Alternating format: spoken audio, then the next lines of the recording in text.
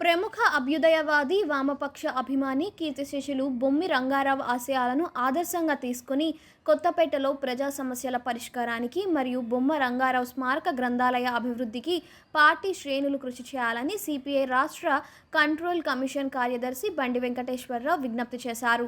స్థానిక కొత్తపేటలో శుక్రవారం ఉదయం ఏఐవైఎఫ్ నిర్వహిస్తున్న బొమ్మ రంగారావు స్మారక గ్రంథాలయం వద్ద ఆయన 29వ వర్ధంతి కార్యక్రమాలు రంగారావు స్మారక ట్రస్ట్ ఆధ్వర్యంలో ఘనంగా జరిగింది.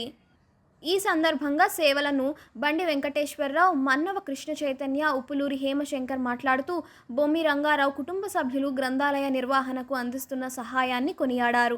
గ్రంథాలయ అభివృద్ధికి మరియు కొత్తపేటలో సిపిఐ ప్రజా సంఘాల నిర్మాణానికి పార్టీ శ్రేణులు మరింత కృషి చేయాలని వారు కోరారు. రంగారావు చిత్రపటానికి పూజా కార్యక్రమం నిర్వహించారు.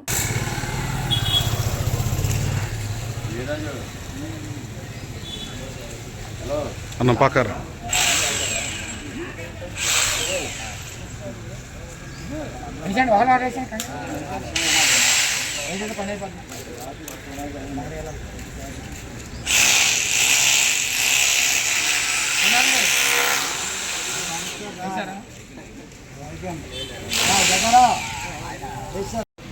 సరైనది కాదు.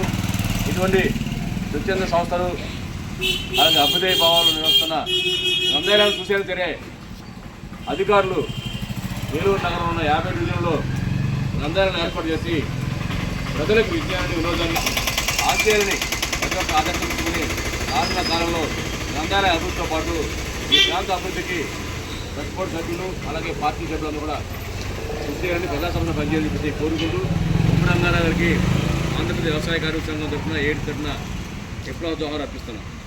జోహార్ కామ్రేడ్ రంగారావు.